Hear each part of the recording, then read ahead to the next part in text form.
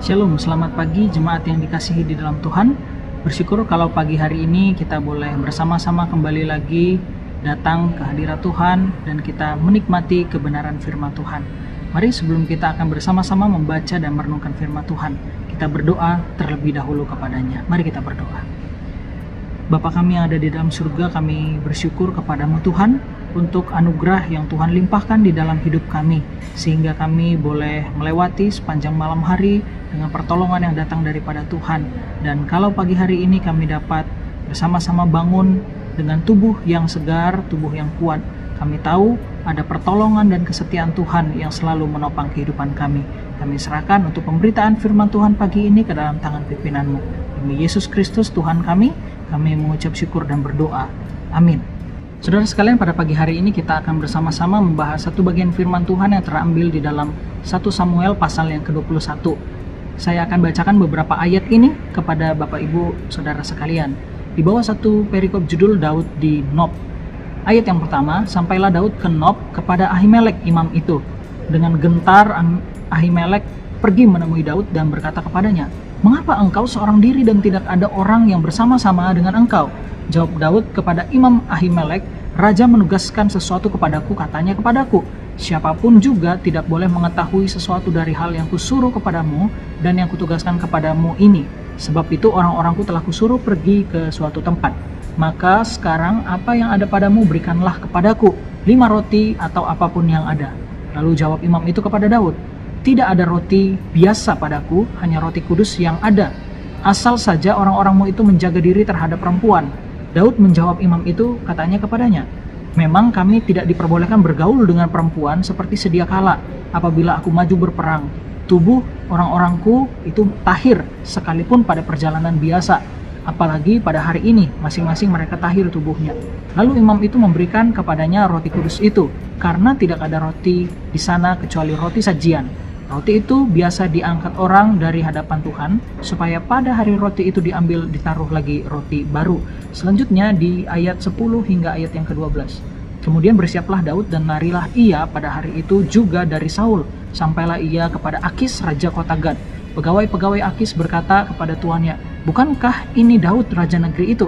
Bukankah tentang dia orang-orang yang menyanyi berbalas-balasan sambil menari-nari demikian? Saul mengalahkan beribu-ribu musuh, tetapi Daud berlaksa-laksa." Daud memperhatikan perkataan itu dan dia menjadi takut sekali kepada Akis, raja kota Gad. Itu sedemikian jauh pembacaan firman Tuhan bagi kita sekalian. Jemaat yang dikasihi dalam Tuhan, apa yang akan saudara lakukan saat sedang merasa takut? Saudara sekalian, berikut ini ada sebuah video kompilasi tentang reaksi orang-orang saat mereka merasa takut di dalam kehidupannya. What's so funny?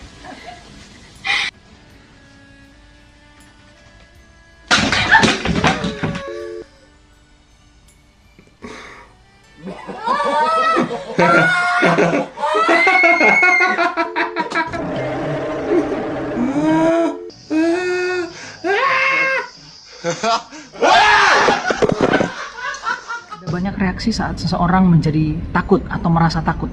Mungkin saudara bisa berespon seperti dalam video yang kita saksikan bersama tadi. Saudara sekalian, jika kita membaca sejak pasal 20, satu pasal sebelumnya, kita akan menangkap bahwa tensi cerita antara Daud ini, di dalam kehidupan Daud ini begitu tinggi, saudara. Yonatan yang adalah sahabat Daud, yang adalah sahabatnya, melihat secara langsung kemarahan ayahnya, yakni Saul. Maka dari itu di pasal 20 ayat ke-33, Saul di sana dituliskan ia melempar tombak ke anaknya, saudara sekalian. Saudara bayangkan seorang ayah melempar tombak kepada anaknya. Mengapa bisa seperti demikian, saudara? Karena ternyata Saul ini sangat benci kepada Daud yang berteman dengan anaknya Yonatan. Yonatan kemudian dituliskan dia meninggalkan acara perjamuan makan, saudara sekalian, dengan kemarahan yang besar. Saudara bayangkan seorang anak saking marahnya juga kepada ayahnya karena berbuat seperti itu, dia pun meninggalkan satu acara perjamuan makan bersama dengan keluarga, saudara sekalian. Dan singkat cerita, Yonatan kemudian bertemu dengan Daud dan Alkitab menuliskan di ayat 41 pasal 20, pecahlah tangisan mereka bertangis-tangisan antara satu dan lainnya, saudara. Dan kita melihat ini adalah satu momen yang sangat menyentuh sekali, momen di mana ketakutan itu juga bisa meledak dan terpancarkan melalui ekspresi tangisan itu. Saudara, Yonatan kemudian juga menceritakan banyak hal kepada Daud tentang ayahnya yang dipenuhi dengan kebencian dan kemarahan kepada dirinya. Saudara dapat bayangkan Daud yang menerima berita tersebut dipenuhi dengan perasaan takut yang luar biasa tentunya saudara. Perasaan takut itu muncul dalam beberapa tindakan yang ia lakukan secara khusus di pasal yang sudah kita baca tadi. Di ayat pertama saudara, kita membaca bahwa Daud dituliskan ia pergi ke Nob. Saudara sekalian, kota Nob ini jaraknya tidak terlalu jauh, beberapa mil dari kota Yerusalem saudara. Secara khusus arah timur laut dari kota Yerusalem. Nob adalah kampung halaman daripada Raja Saul dan merupakan kota dari para imam. Dan kemudian saudara, Alkitab menuliskan bahwa Daud bertemu dengan Imam Ahimelek saudara. Ahimelek tentu gentar dan sekaligus merasa aneh. Mengapa kok Daud datang sendiri saudara? Padahal Daud adalah kepala 1000 pasukan yang diangkat oleh Saul. Daud kemudian membuat sebuah narasi kebohongan bahwa dirinya sebenarnya datang dengan pasukan lengkap, namun kemudian ia meninggalkan pasukan itu beberapa jauh dari tempat ia bertemu dengan Ahimelek, dan ia mengatakan bahwa ia diutus oleh Raja Saul dengan sebuah misi yang penting dan rahasia. Saudara sekalian, singkat cerita kemudian Daud meminta roti dan pedang Goliat dari Ahimelek. Ahimelek pun lantas percaya saja dan kemudian memberikan barang-barang itu kepada Daud. Saudara sekalian, beberapa penafsir mengatakan bahwa pedang Goliat yang diminta oleh Daud ini berkaitan dengan rencana Daud untuk datang ke kota Gad, saudara, dan meminta perlindungan dari kota musuh atau dari bangsa Filistin. Sampai tahap ini kita melihat betapa mirisnya kisah kehidupan Daud, saudara. Seorang kesatria yang tadinya disanjung, yang tadinya dipuja dan dipuji, tapi kemudian ia tidak memiliki tempat untuk berlindung. Ia tidak memiliki sebuah tempat untuk dapat merasa aman. Dan sampai akhirnya Daud harus meminta pertolongan dari negara rivalnya, yaitu orang-orang Filistin. Saudara, lalu apa yang kemudian terjadi? Jika kita baca di ayat yang ke-11, para pegawai Akis itu malah memberikan bisikan-bisikan kepada Raja Akis sehingga Daud merasa takut, saudara. Rencana yang tadinya dipikirkan oleh Daud untuk mendapat sebuah kota perlindungan baginya seketika buyar, saudara.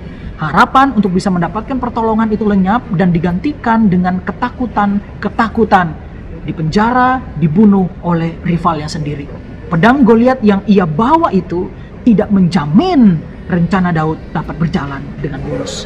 Dan akhirnya saudara, kita dapat membaca di dalam bagian akhir pasal yang ke-21 bahwa Daud berpura-pura gila dan ia akhirnya pergi dari kota Gad. Saudara sekalian, apa yang kita bisa pelajari dari kisah Daud ini? Yang pertama saudara, jangan biarkan ketakutan menguasai hidup kita. Saudara sekalian, perasaan takut tentu adalah hal yang wajar, bukan? Setiap dari kita juga sering merasa takut. Tetapi menjadi tidak wajar ketika ketakutan itu menguasai kehidupan engkau dan saya. Efek dari hidup yang dikuasai oleh ketakutan bisa berupa kata-kata bohong, saudara. Kata-kata fitnah, kata-kata yang tidak sesuai dengan fakta. Dan saudara sekalian, kebohongan sangat mungkin merugikan orang lain yang ada di sekitar kita. Dalam kasus Daud, saudara, kebohongannya berdampak pada kematian hampir seluruh imam di kota Nob. Saudara bisa baca di pasal yang ke-22. Maka dari itu saudara sekalian, seperti yang dikatakan di awal tadi, bahwa perasaan takut adalah hal yang wajar. Tapi kita harus tetap ingat bahwa ada Allah yang mengontrol dan berdaulat di atas hidup kita. Dalam Injil kita membaca bahwa Kristus disebut sebagai Sang Immanuel.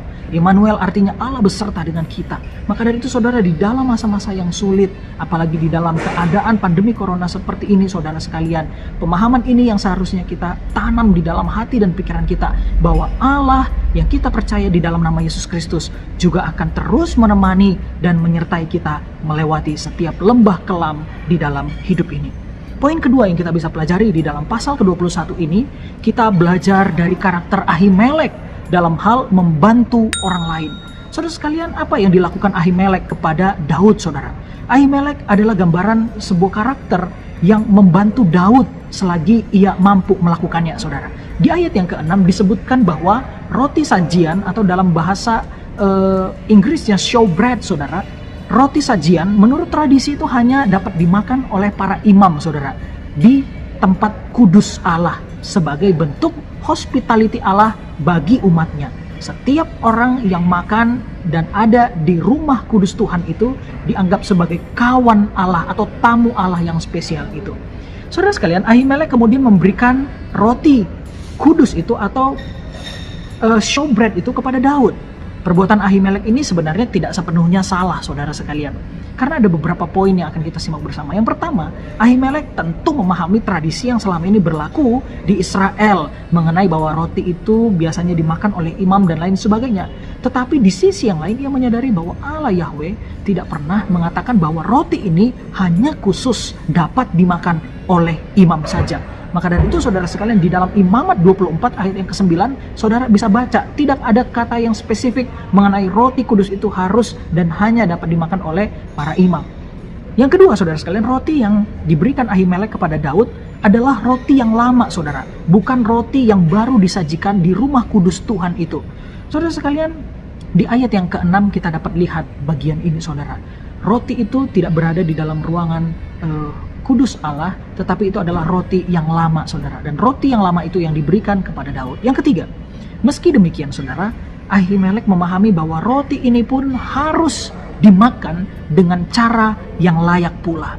Maka dari itu Ahimelek menanyakan mengenai kekudusan daripada Daud dan juga orang-orang yang mengikuti Daud. Level terendahnya mengenai kekudusan dalam hal seksual saudara. Di ayat yang keempat disebutkan demikian. Maka dari itu saudara sekalian, apa yang bisa kita pelajari di dalam bagian ini? Kita memahami saudara bahwa perihal membantu orang kadangkala tidak mudah, bukan? Ritme kehidupan yang mungkin terlalu cepat di dalam hidup ini sehingga membuat kita itu rasanya nggak ada waktu lagi, tidak ada satu jeda dan spasi kosong untuk kita dapat membantu orang lain yang mungkin merasa perlu ditolong di sekitar kita saudara sekalian. Atau mungkin kita juga diperhadapkan dengan banyak tuntutan prosedur sebelum kita membantu orang lain yang kesulitan. Apapun yang menjadi tantangan kita dalam membantu orang lain saudara sekalian. Pada intinya tradisi dan aturan memang adalah sesuatu yang baik, tetapi dalam keadaan tertentu dan mendesak. Saya rasa tidak ada salahnya bila kita mengulurkan tangan kita buat menolong mereka yang membutuhkan. Saudara, Yesus memberikan teladan yang baik di dalam bagian ini. Berulang kali Injil mengatakan bahwa Yesus digerakkan dari belas kasihan saudara sekalian. Yesus digerakkan oleh belas kasihan itu ketika ia menolong orang yang sakit, menolong orang yang membutuhkan, yang kelaparan, yang haus. Bukan hanya tentang berita keselamatan itu, tetapi dalam kondisi fisik mereka juga saudara sekalian. Yesus bukannya tidak mengetahui tradisi dan aturan di dalam tatanan sosial Yahudi saat itu, tetapi Yesus ia memilih untuk tetap menolong orang-orang yang marginal, yang berbeda suku dengannya, yang dianggap tidak sesuai dengan aturan-aturan yang ada di dalam tatanan sosial pada saat itu. Pada prinsipnya saudara sekalian, bila saudara diberikan suatu beban di dalam hati saudara sekalian untuk menolong orang lain yang ada di sekitar saudara sekalian, jangan segan untuk menolong dan melakukan dorongan itu.